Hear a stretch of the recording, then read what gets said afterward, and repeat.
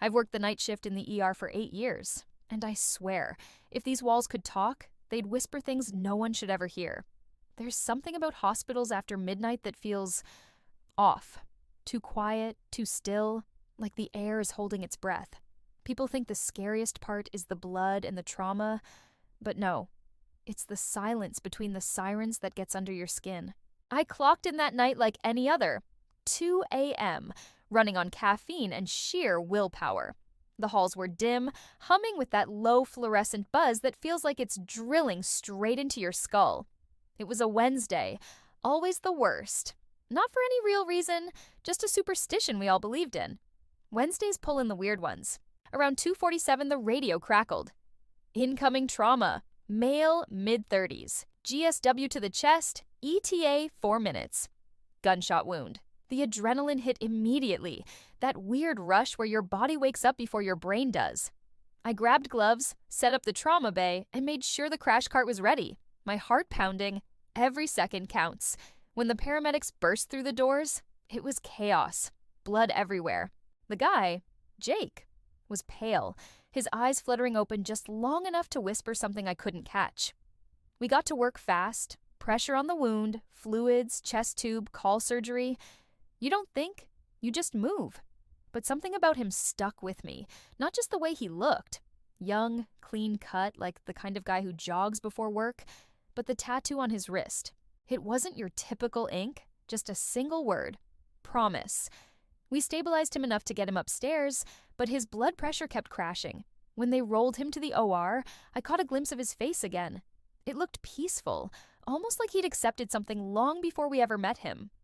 An hour later, he was gone. I've seen death before, too many times. But there was something about Jake that hit different. Maybe it was the way his hand was clenched around that tattoo until the very end. I didn't have time to process it, though, because the ER never stops. The doors keep spinning, life keeps breaking, and you just keep patching it up. By 4:30, I was back at the nurse's station, charting. That's when I saw her, standing just inside the waiting area. She was in her mid-20s, soaked from the rain, holding a baby blanket. Not a baby, just the blanket. She looked right at me, her eyes red and trembling. "Jake," she said.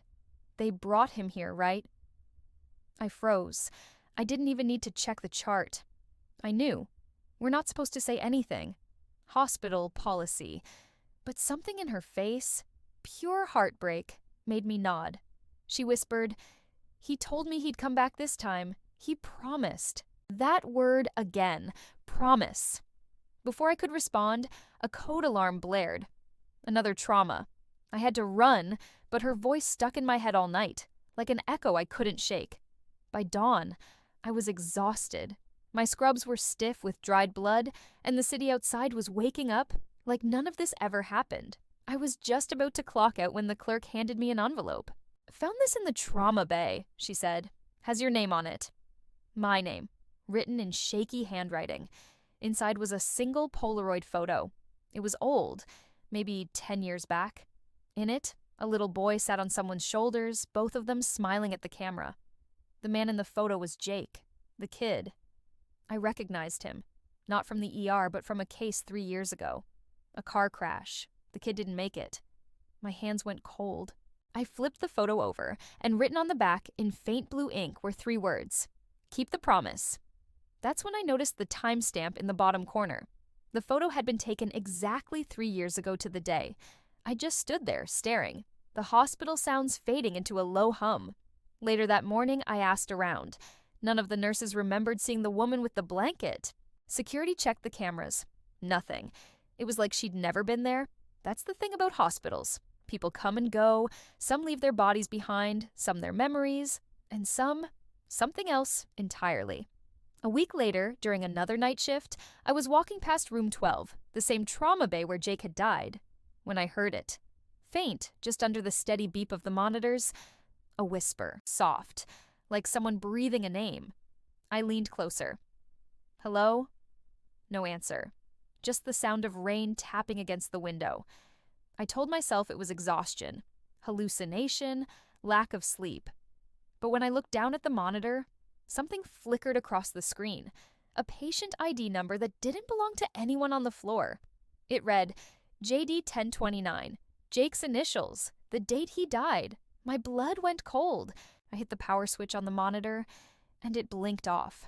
The reflection in the glass caught my eye. Behind me, just for a second, I saw the outline of someone standing there.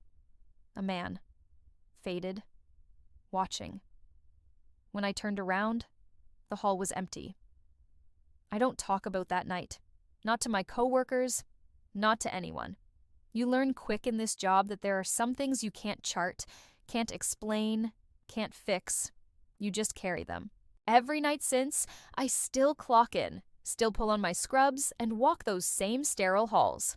But every so often, I catch a glimpse. Someone sitting in the waiting area who shouldn't be there. A name that flashes on a monitor for a split second.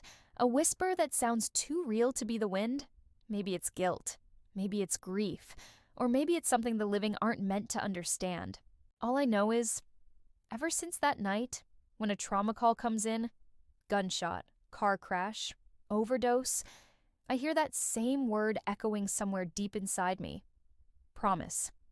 And every time I look at a new patient's wrist, I half expect to see it inked there too.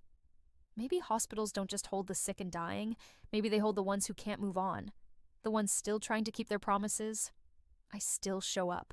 Still save who I can.